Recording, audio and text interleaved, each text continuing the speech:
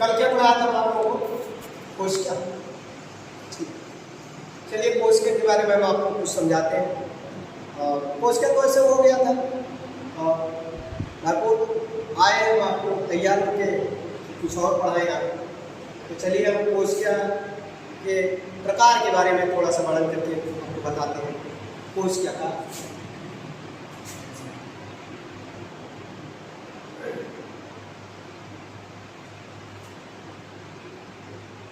कोशिका के प्रकार।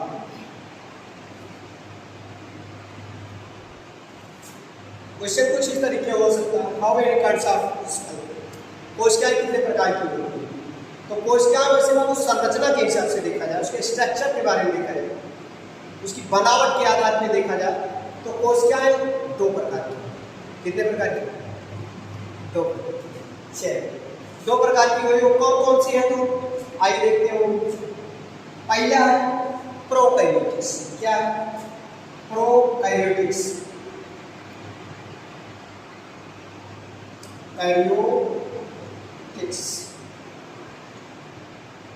प्रोकैरियोटिक्स। और दूसरा क्या है? यूकैरियोटिक्स। क्या? यूकैरियोटिक्स।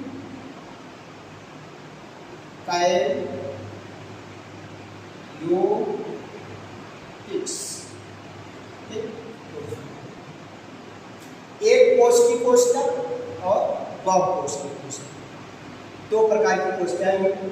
एक कोश की कोशिका यानी प्रोकैरियोटिक्स और बहुकोश की यानी यूकैरियोटिक्स। ठीक है, यूकैरियोटिक्स और प्रोकैरियोटिक्स दो प्रकार की कोशिकाएं हैं। किसके आधार पर? कोशिका की संरचना के आधार पर, यानी कोशिका के बनावट के आधार पर दो प्रकार की कोशिकाएं होती हैं। पहला है प्रोकैरियोटिक्स, दूसरा है यूकैरियोटिक्स। आइए दोनों में देखते हैं फर्क क्या है। ये यूकैरियोटिक्स और यूकैरियोटिक्स का ये क्या मामला है आपस में, इसको समझते हैं थोड़ा सा। चलिए पहले हम आपको यूकैरियोटिक्स और प्रोकैरियोटिक्स के बारे में बता ही देते हैं, इसके बाद देखते हैं। इसमें क्वेश्चन कुछ बाबू इस तरह का बनता है आपके पेपर में जो आता है, कहते हैं कि प्रोकैरियोटिक्स और यूकैरियोटिक्स में अंतर स्पष्ट कीजिए या भेद स्पष्ट कीजिए। तो पहले हम यूकैरियोटिक्स और प्रोकैरियोटिक्स के बारे में समझ ही क्यों ले, इसके बाद अंतर बता दिया करेंगे। ठीक, चलिए पहले प्रोकैरियोटिक्स देख लेते हैं। प्रोकैरियोटिक्स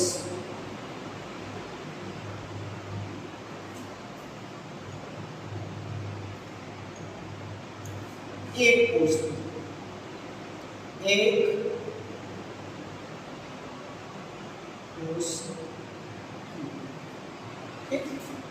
कोश की कोशिका। एक कोश की कोशिका ये एक कोश की कोशिका जो है, देखा जाए तो सर्वप्रथम पृथ्वी यानी पूरी सृष्टि में अगर कोई जीव बना तो सबसे पहले एक कोश की प्राणी। कहने का मतलब जब एक कोश की प्राणी बने तो उनका शरीर भी एक कोश की कोशिका से मिलकर ही बना होगा, सीधी सी बात। तो एक कोश की कोशिका से ही एक कोश की प्राणी का शरीर निर्मित हुआ, यानी एक कोश की कोशिका से मिलकर एक कोश की प्राणी का निर्माण हुआ। यानी एक कोश की प्राणी जो है एक कोश की कोशिका से बना। और आप लोग को एक चीज और मैं समझा देना चाहता हूँ, एक कोश की और बहुकोश की से कहीं भ्रम मत पालिएगा कि एक कोशिका का मतलब सिंगल एक कोश, एक गिनती में केवल एक कोशिका कहें, एक अगर कोशिका दिखाई देती एक कोशिका, बहु अगर एक से अधिक संख्या में कहें तो उसे बहुकोशिका, इस तरह नहीं बाबू। एक कोशिकी का मतलब जो है इसका आकार, बहुकोशिकी के कोशिका के आकार से कुछ भिन्न हो, यानी इसकी बनावट में कुछ न कुछ फर्क है, ना कि इसकी गिनती से कोई लेना देना। जैसे मान लीजिए एक कोशिका इस तरह है, एक कोशिका, ये एक कोशिका, थोड़ी देर के लिए मान लीजिए एक कोशिका, अब बहुकोशिका इस तरह मान लीजिए बना, थोड़ी देर के लिए मान लीजिए ऐसा बना नहीं है, लेकिन मान लेते हैं अगर एक कोशिका इस तरह है और बहुकोशिका इस तरह, ठीक है, बहुकोशिका मान लीजिए इस तरह। तो एक कोशिका और बहुकोशिका दोनों में फर्क क्या है?